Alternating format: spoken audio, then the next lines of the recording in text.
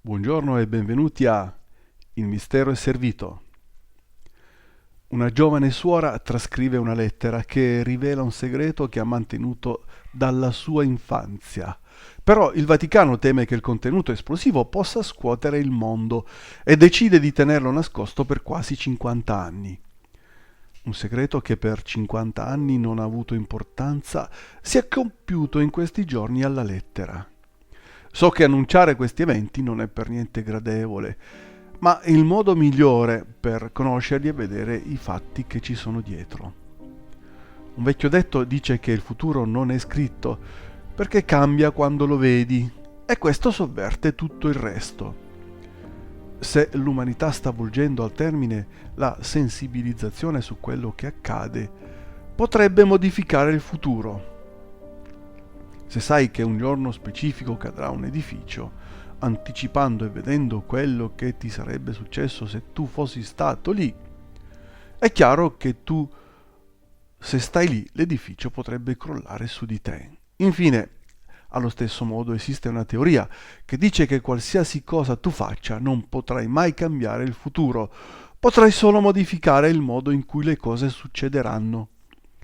Viviamo in tempi difficili in cui l'umanità cerca di superare ostacoli naturali e artificiali creati a proposito per trasformare il mondo in qualcos'altro, ma questo è parte di un'altra cospirazione. In questo video vedremo le profezie di Fatima, che sembra si siano già compiute alla lettera. L'apparizione della Vergine di Fatima è stata un miracolo o la più grande suggestione di massa mai registrata nella storia? Si è compiuto con tale precisione ed esattezza che mentre faccio questo video sono davvero preoccupato, pensando che molte profezie non si siano compiute o si compiano in modo diverso. Uno prende queste stranezze diverse come uno scherzo, però siamo sicuri di una cosa. Quello che succede nel mondo oggi non è divertente. Siamo tutti preoccupati e angosciati e anche preghiamo che non si compia nessuna delle profezie apocalittiche, ma il mio dovere come ricercatore è offrire tutte le opzioni. La cosa preoccupante della profezia che racconterò in questo video è che si è compiuta recentemente con una precisione impressionante, al punto che temo che mettendola in un video potrebbe suggerire una fine apocalittica durante il regno di Papa Francesco. Roma sarà distrutta e questo sarà la fine. Il terzo segreto di Fatima rivela con precisione agghiacciante quello che è accaduto qualche giorno fa a Roma, nella città del Vaticano. Parola per parola, descrive una serie di fatti che quando li racconterò, avrete una vera pelle d'oca. Roma è considerata la città dei sette colli, sette colline, quelle a cui Malachia fa riferimento nelle sue famose profezie. La gente chiede quale sia la profezia più grande di tutti i tempi. È senz'altro quella di Malachia. L'Apocalisse di San Giovanni, il libro delle rivelazioni, contiene 7 capitoli sigillati che al momento in cui vengono aperti da Gesù predicono gli eventi prima della fine del mondo, un evento apocalittico che forse la Vergine ha rivelato alla sorella Lucia di Fatima, Suor Lucia, circa un secolo fa. Preparatevi a conoscere la profezia che indicherebbe che stiamo entrando nella fase finale dei tempi. Le persone che sostengono la profezia dicono che possiamo pensare che la fine dei tempi comincerà presto e che dobbiamo prepararci per affrontare i fatti che accadranno. I capitoli includono promesse di falsi profeti, guerre, carestie, fame, tribolazioni, pestilenze e la possibilità che un terzo della popolazione muoia a causa di malattie.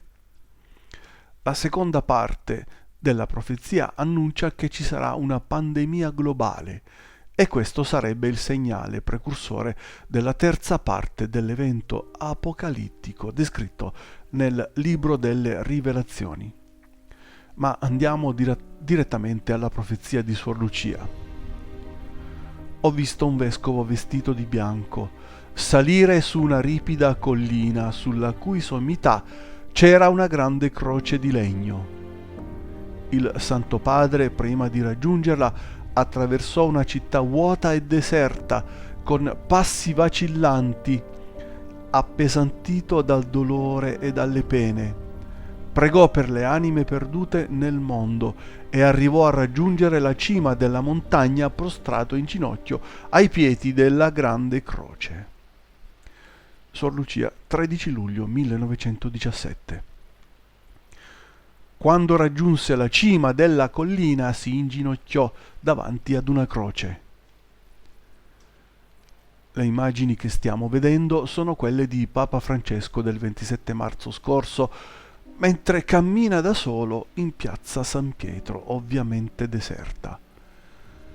Papa Francesco concesse nel pomeriggio di quel venerdì una indulgenza plenaria universale a tutti i fedeli della Chiesa Cattolica nel mezzo di una crisi che colpisce l'intero pianeta.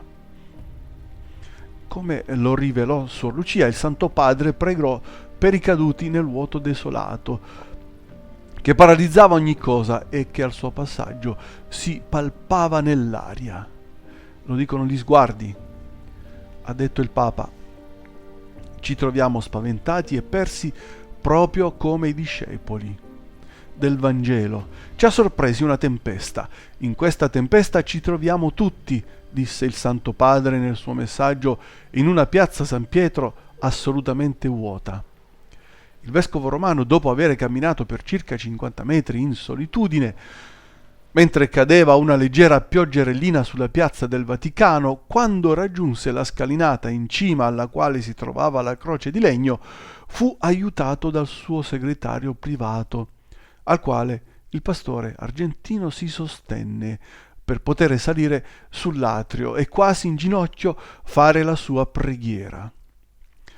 Nel mezzo dell'isolamento dove sperimentiamo la mancanza degli affetti, ancora una volta sentiamo l'annuncio che ci salva. È risuscitato e vive al nostro fianco, ha espresso nel suo messaggio Urbi et Orbi il Papa. Lasciamo riaccendere la speranza. Questo pomeriggio vorrei affidare tutti voi al Signore attraverso la Vergine. Scenda su di noi la benedizione di Dio, che dia salute al corpo e consoli i cuori. Chiediamo di non provare dolore, ma la nostra fede è debole. Signore, e abbiamo paura, però tu, Signore, non ci abbandoni nel mezzo della tempesta. Ripete di nuovo. Non abbiamo paura e noi, insieme a San Pietro, affidiamo a te tutte le nostre preoccupazioni perché sappiamo che tu ti prenda cura di noi. Personalmente a me sembra quasi un linguaggio in codice, ma andiamo avanti. Una sorprendente coincidenza con la profezia di Fatima, che Suor Lucia scrisse nella sua lettera e che insieme alle profezie di San Malachia danno a intendere che siamo all'inizio della fine dei tempi. Molti dicono che Petrus Romanus, secondo Malachia, non è Francisco alla spagnola, giacché non porta quel nome, ma questo è qualcosa di molto ovvio, dal momento che nessun papa prende il nome di San Pietro. L'Apostolo Pietro è considerato l'origine del papato.